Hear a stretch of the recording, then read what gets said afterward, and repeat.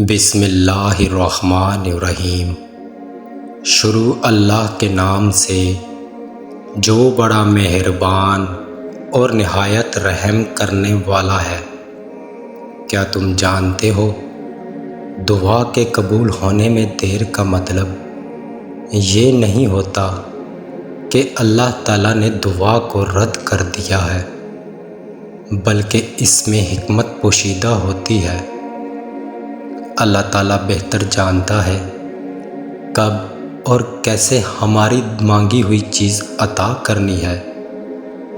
کبھی دعا میں دیر اس لیے ہوتی ہے کہ جو چیز ہم مانگ رہے ہیں وہ ہمارے حق میں بہتر نہیں ہوتی، یا پھر اللہ تعالیٰ ہمیں اس سے بہتر چیز عطا کرنا چاہتا ہے۔ بعض اوقات دیر ہمارے امتحان کے طور پر بھی ہوتی ہے، تاکہ ہمارے صبر اور امتحان کی آزمائش ہو۔ اور جانتے ہو ایک اور اہم بات یہ ہے کہ اللہ تعالیٰ اپنے بندے کی دعاؤں کو کبھی ضائع نہیں کرتا۔ اگر دعا کا فوری اثر نظر نہ آئے تو اللہ تعالیٰ وہ دعا قیامت کے دن ہمارے لیے محفوظ کر لیتا ہے، یا ہماری دنیاوی مشکل کو آسان کر دیتا ہے۔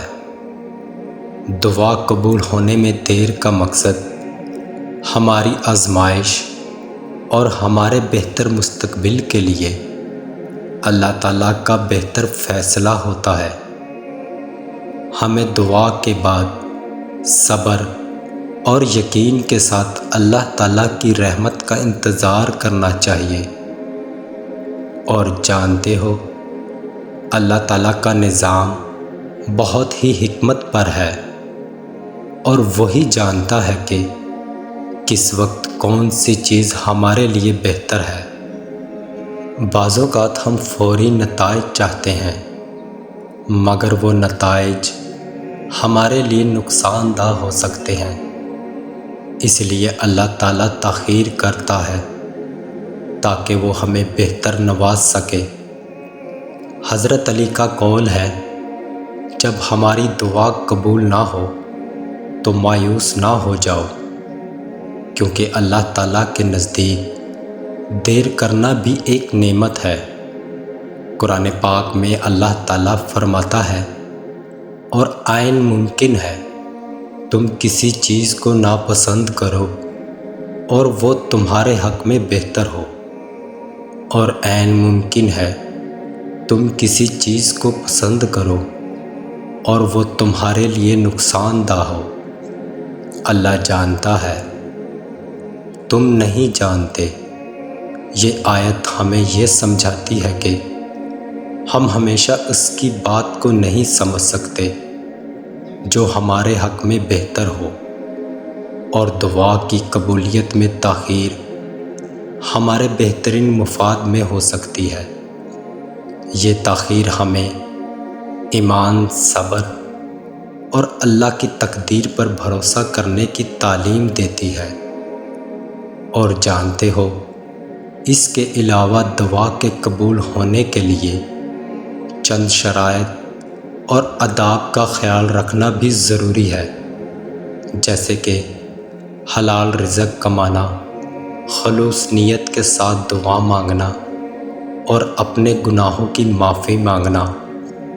اللہ تعالیٰ اپنے بندوں کی دعاؤں کو ضرور سنتا ہے۔ اگر فوری طور پر ہماری دعا قبول نہیں ہو رہی تو اللہ پھر اس سے بہتر چیز عطا کرنے والا ہے، یا پھر اس دعا کے بدلے میں کسی مصیبت کو ٹال دیتا ہے۔ اس لیے ہمیشہ دعا مانگتے رہنا چاہیے، اور یہ یقین ہونا چاہیے کہ اللہ تعالیٰ بہتر فیصلہ کرنے والا ہے۔ جب تم رحمان سے مانگتے رہو تو یقین کے ساتھ مانگو، پھر ممکن اور ناممکن کی الجھن میں مت پڑو۔ جس سے تم دعا مانگ رہے ہو وہ خزانوں کا بادشاہ ہے، اس کے لیے ایک گن کی بات ہے، وہ اسباب بھی بنا دے گا، وسیلے بھی پیدا کر دے گا اور بند دروازے بھی کھول دے گا۔